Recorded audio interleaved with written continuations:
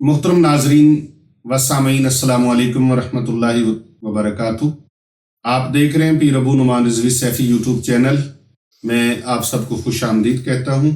चूँकि हमारा मौजू है जिन्नात को कत्ल करना कब जायज़ है, तो इसके बारे में शरई अहकाम इंशाअल्लाह ताला वो आपके सामने गोश गुजार करते हैं।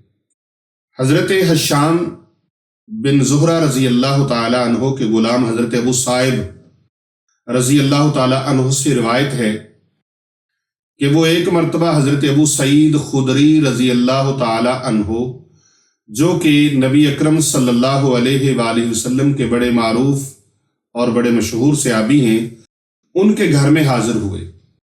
आप फरमाते हैं कि मैंने हज़रत अबू सईद खुदरी रज़ी अल्लाह ताला अन्हु को नमाज पढ़ते हुए पाया। आप नमाज अदा फरमा रहे थे तो मैंने उनके घर के कोने में खजूर के गुच्छे की जड़ों में हरकत देखी और मुझे उस हरकत की आवाज भी आ रही थी। फरमाते मैं उस तरफ मुतवज्जे हुआ तो मैंने नोट किया कि उसमें एक सांप था जो उसमें हरकत कर रहा था उन खजूर के गुच्छे की टहनियों के अंदर। मैं उसको मारने के लिए उठा तो हजरत अबू सईद खुदरी रजी अल्लाह ताला अन्हो उतनी देर में नमाज से फारिग हो चुके थे। आपने मुझे पकड़ लिया, मेरा दामन पकड़ के खींचा और बिठाया और इशारे से फरमाया बैठ जाओ, इसको कुछ ना कहो। मैं बड़ा मुताज्जिब हुआ कि आप मुझे रोक रहे हैं और जबकि खुद देख भी रहे हैं कि यहाँ पर सांप है और इस घर के कोने में वो उन खजूर के गुच्छों में छुपा हुआ है। तो मैंने अर्ज किया, जी हाँ मैं देख रहा हूं कि ये मामला क्या है। तो हजरत अबू सईद खुदरी रजी अल्लाह ताला अन्हु ने फरमाया कि इस हुजरे में हमारे खानदान का एक नौजवान रहा करता था जिसकी नई नई शादी हुई थी।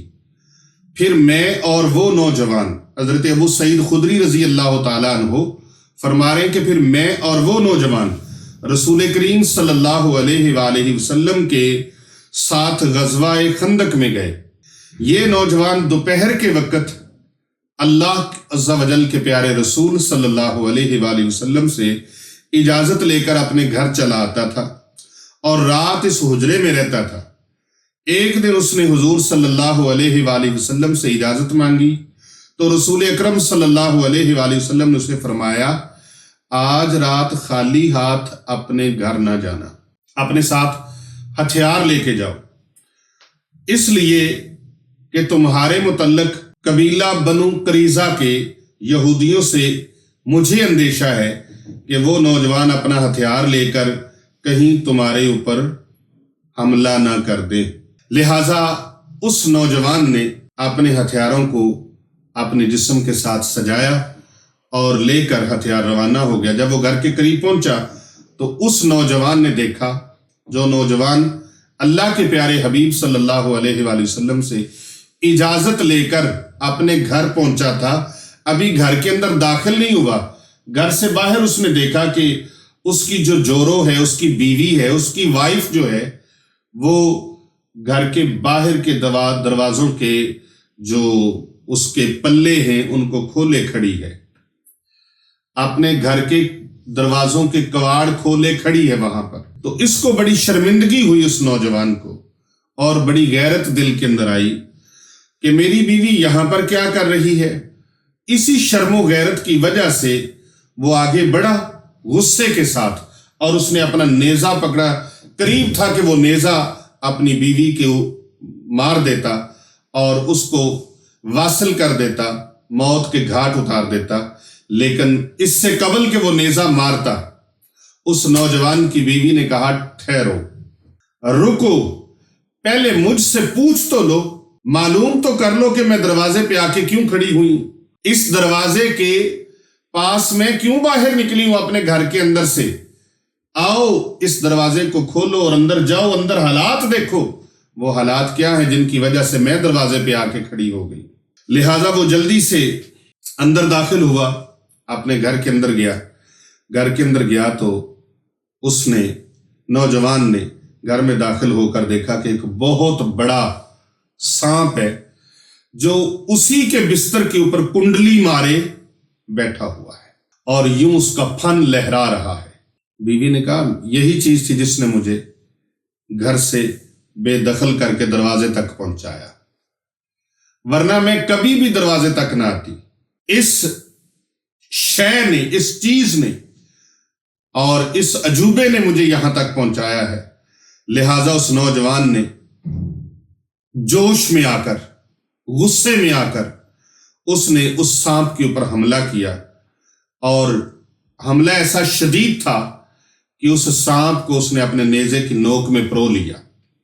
کیونکہ عرب کے لوگ بڑے جنگجو، بڑے بہادر اور بڑے دلیر اور جرأت مند تھے، تو ان کے پاس بڑے جنگ لڑنے کے، لڑائی کرنے کے، فائٹ کرنے کے، اور بالخصوص وہ ہتھیار جو ان کے ہاتھوں میں نیزہ، برچھی، تیر، تلوار، کمان، ان کے وہ بڑے ماہر تھے۔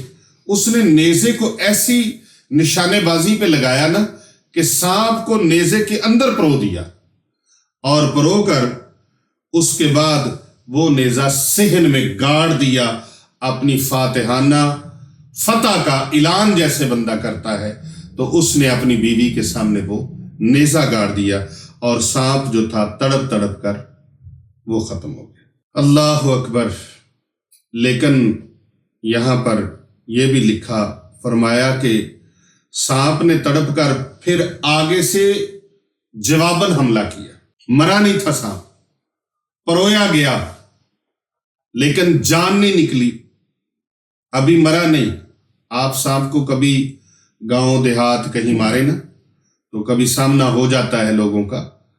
تو شہروں میں تو یہ واقعات بہت محدود ہوتے ہیں، لیکن دیہاتوں میں، قصبوں میں، کھلی فضاؤں میں، جنگلوں میں، بیابانوں میں، وہاں پر بہت زیادہ ایسے واقعات دیکھنے میں بھی آتے ہیں۔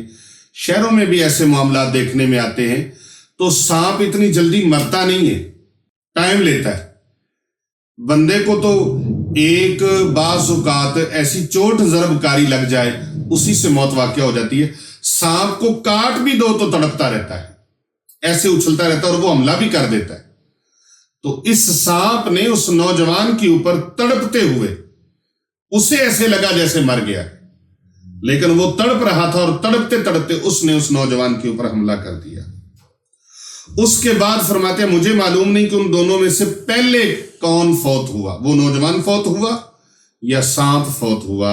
حضرت ابو سعید خدری رضی اللہ تعالیٰ عنہ، آپ فرماتے ہیں پھر نہیں پتا کہ پہلے کون فوت ہوا ہے، لیکن وہ سانپ بھی فوت ہو گیا اور وہ نوجوان بھی فوت ہو گیا۔ تو فرماتے ہیں یہ واقعہ جب ہوا تو حضرت ابو سعید خدری رضی اللہ تعالیٰ عنہ فرماتے ہیں ہم رسول اکرم صلی اللہ علیہ وآلہ وسلم کے دربار گوہربار میں آپ کی خدمت اقدس میں حاضر ہوئے، اور یہ سارا واقعہ جو تھا آقا علیہ السلام کی خدمت میں ہم نے پیش کر دیا، عرض کر دیا، اور ہم نے یہ درخواست بھی کی کہ پیارے آقا صلی اللہ علیہ وآلہ وسلم آپ دعا فرما دیجئے کہ اللہ تعالیٰ اس نوجوان کو ہمارے لیے زندہ فرما دے، تاکہ ہم کچھ باتیں، کچھ راز اس سے سن سکیں۔ حضرت ابو سعید خدری رضی اللہ تعالیٰ عنہ کی اس درخواست پر پیارے نبی صلی اللہ علیہ وآلہ وسلم نے ارشاد فرمایا آپ اپنے ساتھی کے لیے بس مغفرت کی دعا کرو، بخشش کی دعا کرو اس کے لیے، اللہ تبارک و تعالیٰ اس کی مغفرت فرمائے۔ تو پھر فرمایا مدینہ پاک میں جتنے جنات ہیں، غزوہ خندق چونکہ مدینہ شریف کے قرب میں ہوئی ہے، مدینہ منورہ شریف سے باہر غزوہ خندق جو ہے یہ وہاں پر واقع ہوئی ہے۔ تو غزوہ خندق کے موقع پر ہی آقا علیہ الصلوۃ والسلام نے یہ فرمایا کہ مدینہ منورہ شریف میں جتنے بھی جنات ہیں وہ سارے کے سارے اسلام قبول کر چکے ہیں، مسلمان ہو چکے ہیں۔ جب تم ان میں سے کسی کو دیکھو، کسی جن کو دیکھو تو اس کو 3 دن تک مہلت دے دو۔ کتنے دن تک؟ 3 دن تک اس کو مہلت دو۔ اگر پھر بھی سامنے آئے اور تمہارے ساتھ زیادتی کرے، تمہیں تنگ کرے، تمہیں پریشان کرے، تو پھر وہ جن جو ہے وہ مسلمان نہیں ہے، وہ غیر مسلم ہے، شیطان ہے، پھر اسے حکم ہے کہ اسے جان سے مار دیا جائے۔ اسے मुस्लिम शरीफ के अंदर भी रिवायत किया गया है और अबू दाऊद शरीफ के अंदर भी रिवायत किया गया है। पता चला कि जिन्नात को फौरी तौर पे अगर किसी इंसान को कुछ चीज तंग कर रही है तो फौरी तौर पर उसको जान से ना मारा जाए बल्कि 3 दिन की मोहलत दी जाए। आप लोग देखते हैं अक्सर कि जब हमारे पास किसी जिन्नात के मरीज को लाया जाता है, आस्ताने पर किसी भी मरीज को लाया जाता है, जिन्नात का जिस पर असर होता है, उस पर 1 जिन हो या उस पर 7 हो या उस पर 1000 हो या उस पर 100 हो, जितनी भी तादाद हो, तो हम उनको पहला सवाल ये करते हैं कि तुम्हारा किस मजहब के साथ ताल्लुक है। फिर उसकी वेरिफिकेशन हम अपने तरीके से करते हैं कि आया कि ये झूठ बोल रहा है या सच बोल रहा है। तो जब वो बताता है कि मैं मुसलमान हूं और मुसलमान होने के हवाले से वो दलाइल देता है कि मैं मुसलमान हूं और मैं कलमा शरीफ भी सुनाता हूं, मुझे नमाज भी आती है और मैं हकीकत में हल्फिया तौर पे कहता हूं कि मैं मुसलमान हूं। ये नहीं है कि मैं हिंदू हूं, ईसाई हूं, यहूदी हूं, काफिर हूं, होकर भी कहूं कि मैं मुसलमान हूं, ऐसा नहीं। मैं हक सच में मुसलमान हूं। तो जब उनकी बात सुनते हैं तो फिर हम उनको 3 दिन के लिए मोहलत देते हैं। उनको कहते हैं 3 दिन इस मरीज को दम करवाएं ताकि उसके हकायक जो हैं वो बिल्कुल सामने आ जाएंगे। दूसरे दिन में, तीसरे दिन में अगर मुसलमान होगा तो वादे की पाबंदी करेगा, क्योंकि नबी अकरम सल्लल्लाहु अलैहि वसल्लम का फरमाने वाली शान है, जिसका वादा नहीं उसका ईमान नहीं है। और मुसलमान वो होता है जो अपने वादे की पासदारी करता है, अपने वादे की पाबंदी करता है और अपने कौल करार में झूठा नहीं होता। तो लिहाजा उसको 3 दिन की मोहलत दी जाती है। तो जब 3 दिन तक उसकी मोहलत खत्म हो गई और वो अपनी हरकत से बाज ना आया तो फिर अब उसे शरई हुक्म है, अहकाम शरा में है कि फिर उसको जान से मार दिया जाए। अल्लाह तबारक व तआला हमें इन चीजों को समझने की तौफीक अता फरमाए। अभी मैं साथ ये भी बता दूं कि वो कौन से खुश नसीब लोग हैं जिनके ऊपर जिन्नात हैवी नहीं होते, जिनके ऊपर जिन्नात हैवी गालिब नहीं होते, जिनके ऊपर जिन्नात मुसल्लत नहीं होते। वो कौन लोग हैं? तो मैं आपको बता दूं कि वो खुश नसीब लोग वो हैं जो मुतब्बे शरा है, सुन्नत के पाबंद हैं, नबी अकरम सल्लल्लाहु अलैहि वसल्लम की सुन्नतों को जिन्होंने अपने सीनों से लगा रखा है, अपने दिलों से लगा रखा है और सुन्नत से मोहब्बत करने वाले हैं, कुरान मजीद की तिलावत से मोहब्बत करने वाले हैं, नमाज से मोहब्बत करने वाले हैं, जिक्र इलाही से जिनके दिल मुनव्वर हैं, उनके ऊपर जिन्नात गालिब नहीं आ सकते। और अगर कोई आ जाए तो वो जल्दी ठहर नहीं सकते। उनके लिए अल्लाह तबारक व तआला बेहतरीन असबाब और वसाइल मुहैया फरमा देता है। ये थी हमारी आज की गुफ्तगू। अगले हवाले से मैं आपको ये बताऊंगा इंशाअल्लाह ताला कि वो कौन से खुश नसीब घर हैं जिन घरों के अंदर जिन्नात नहीं आते। वो भी इंशाअल्लाह अगली गुफ्तगू में, अगली वीडियो में आप मुलाहिजा फरमाएंगे। अस्सलामु अलैकुम वरहमतुल्लाहि वबरकातुहू।